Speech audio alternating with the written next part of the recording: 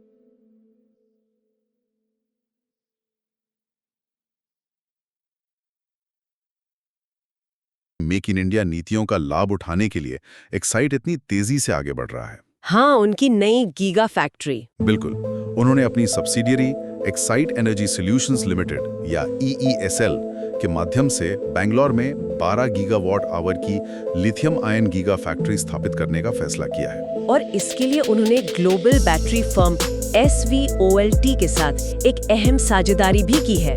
Right.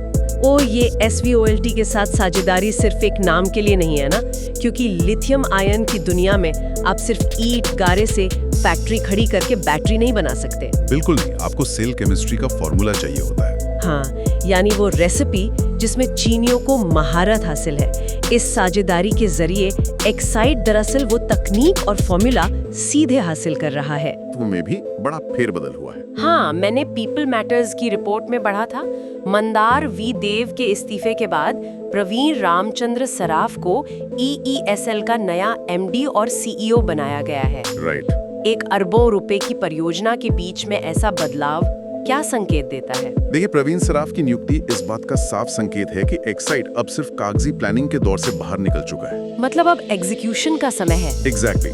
वो जमीनी स्तर पर भारी मैन्युफैक्चरिंग के दौर में प्रवेश कर चुके हैं। उन्हें एक ऐसे लीडर की तलाश की जो इस गीगा फैक्ट्री को तेजी से ऑपरेशनल कर सके। और ET ऑटो के ताजा आंकड़े भी यही बताते हैं कि एक्साइड ने हाल ही में EESL में भारी निवेश किया है।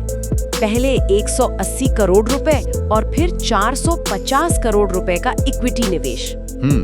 और इस पूरी सब्सिडरी में उनका कुल निवेश का लक्ष्य लगभग 4,800 करोड़ रुपए का है। बाप रे, ये तो बहुत बड़ा अमाउंट है। और इसी आक्रामक निवेश के दम पर उनका लक्ष्य है कि 2 व्हीलर्स के लिए लिथियम आयन सेल का उत्पादन मार्च-अप्रैल 2026 तक हर हाल में शुरू हो जाए। लेकिन शेयर बाजार आमतौर पर ऐसे भारी भरकम कैपेक्स से घबराता है। बिल्कुल घबराता है। एक्साइड एक ऐसी सब्सिडरी में धड़ाधड़ अरबों रुपए झोंक रहा है जो अभी मुनाफा कमाना तो दूर, पूरी तरह से स्थापित भी नहीं हुई है। क्या ये कैपिटल डिस्ट्रक्शन का एक बहुत बड़ा जोखिम नहीं बन सकता? जोखिम निश्चित रूप से है। जब कोई कंपनी 4,800 करोड़ रुपए दांव पर लगाती है तो मार्जिन ऑफ एरर बहुत कम होता है। राइट। लेकिन इस उद्योग की सच्चाई ये है कि अगर एक्साइड आज ये दांव नहीं लगाता है तो 5 या 10 साल बाद बाजार में उनका वजूद ही खतरे में पड़ जाएगा। यानी उनके पास आक्रामक होने के अलावा कोई दूसरा रास्ता ही नहीं है। बिल्कुल। और ऐसा नहीं है कि हमारा राजा इस रेस से बाहर है। हाँ, हमारा राजा भी आंध्र प्रदेश में अपनी 16 गीगावाट आवर की गीगा फैक्ट्री पर काम कर रहा है। राइट। और उन्होंने स्लोवाकिया की कंपनी इनोबैट ऑटो में निवेश करके यूरोपीय बैटरी तकनीक तक अपनी पहुंच बनाई है। तो दोनों में अंतर क्या है? अंतर सिर्फ इतना है कि हमारा राजा की रणनीति बहुत ज्यादा सदी हुई है। वे अपनी हर चाल को वित्तीय रूप से बहुत नाप तौल कर चल रहे हैं, जबकि एक्साइड फर्स्ट मूवर एडवांटेज लेने के लिए अपनी पूरी ताकत झोंक रहा है। एग्जैक्टली। यानी एक खिलाड़ी भविष्य को जल्दी से जल्दी खरीदने की कोशिश कर रहा है और दूसरा अपनी कुशलता से उसे गढ़ रहा है। बहुत सही कहा आपने। लेकिन इन गीगा फैक्ट्रीज को बनने और वहां से मुनाफे की पहली खेप आने में अभी सालों लगेंगे। इस गैप के दौरान ये दोनों कंपनियां अपने निवेशकों को कैसे संतुष्ट रखेंगी?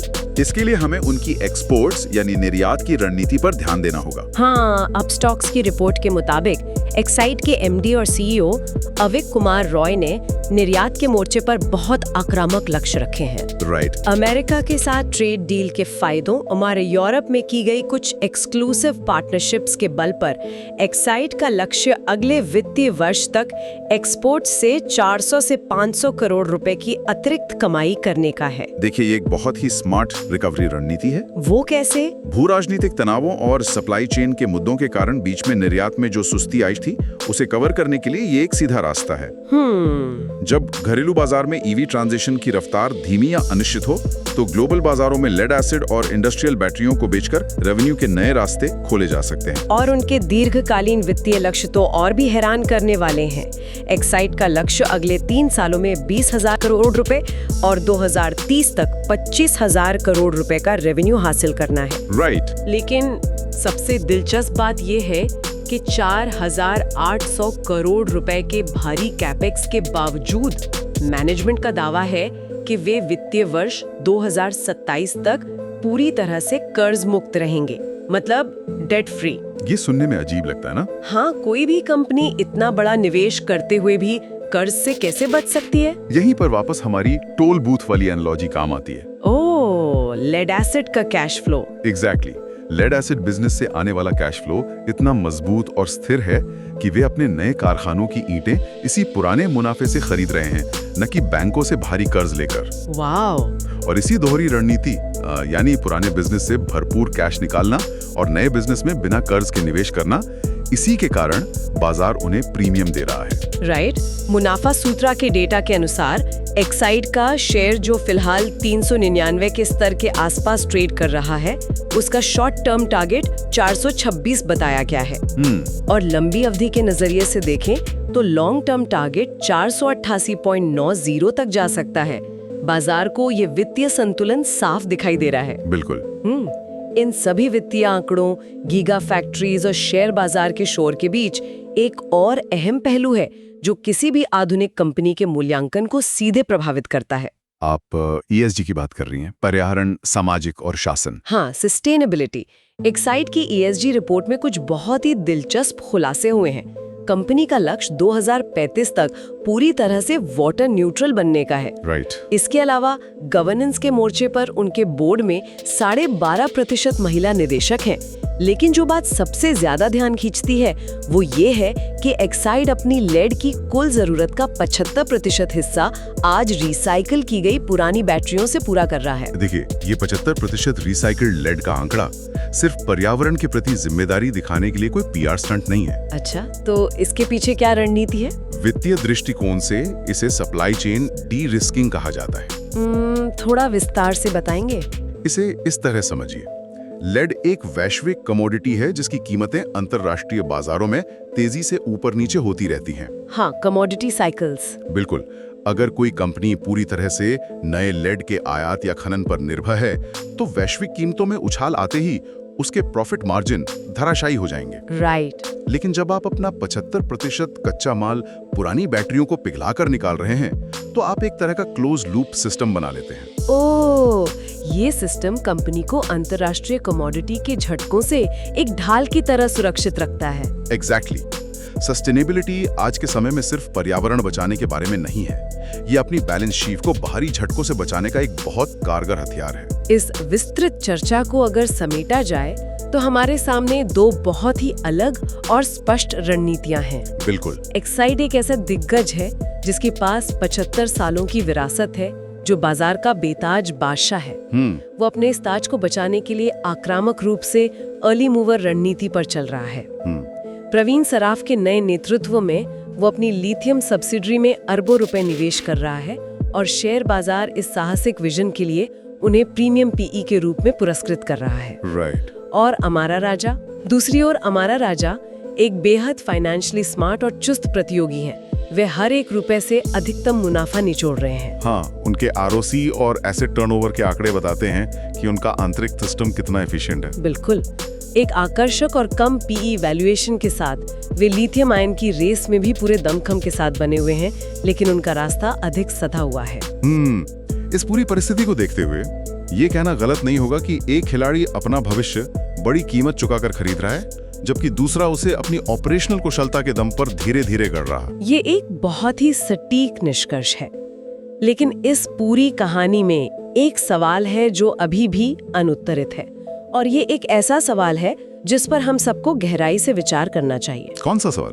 क्रिसल की रिपोर्ट के अंत में एक बहुत ही गंभीर आंकड़ा छिपा था। उन्होंने अनुमान लगाया है कि इन सारे भारी भरकम निवेशों, नई गीगा फैक्ट्रीज के वादों और PLI स्कीम के बावजूद 2028 तक भारत में लिथियम आयन बैटरी की सिर्फ 15 से 20 गीगावाट आवर की क्षमता ही जमीनी स्तर पर शुरू हो पाएगी। और ये क्षमता देश की कुल जरूरत का मुश्किल से 25 से 30% ही पूरा कर पाएगी। एग्जैक्टली। ये आंकड़ा इस पूरी इंडस्ट्री के सामने खड़ी सबसे बड़ी चुनौती को रेखांकित करता है। मांग और आपूर्ति के बीच एक बहुत बड़ी खाई बनने वाली है। बिल्कुल। तो ये सोचने वाली बात है कि क्या ऐसा हो सकता है कि ये दोनों दिग्गज कंपनियां जो आज भारत को एक ग्लोबल मैन्युफैक्चरिंग हब बनाने का सपना देख रही हैं और अरबों रुपए झोंक रही हैं, वो लंबे समय तक सिर्फ चीनी और कोरियाई सेल्स को भारत में लाकर असेंबल करने वाली कंपनियां ही बनकर रह जाएं? ये एक बहुत ही डरावनी संभावना है। हम EV क्रांति और आत्मनिर्भरता की बातें तो जोर शोर से कर रहे हैं, लेकिन क्या भारत का बैटरी भविष्य वास्तव में मेड इन इंडिया होगा, या वो सिर्फ एक महंगे असेंबल्ड इन इंडिया लेबल तक सिमट कर रह जाएगा? ये सोचने वाली बात है। उस खड़ी पहाड़ी पर चढ़ने की जो मैराथन है वो अभी सिर्फ शुरू ही हुई है। असली इम्तिहान तो ये है कि क्या ये धावक अपने जूते खुद बना रहे हैं या अभी भी रेस जीतने के लिए किसी और के जूतों पर निर्भर है। उम्मीद है कि इस विस्तृत विश्लेषण से आपको बैटरी सेक्टर के भविष्य को एक नए और गहरे नजरिए से समझने में मदद मिली होगी।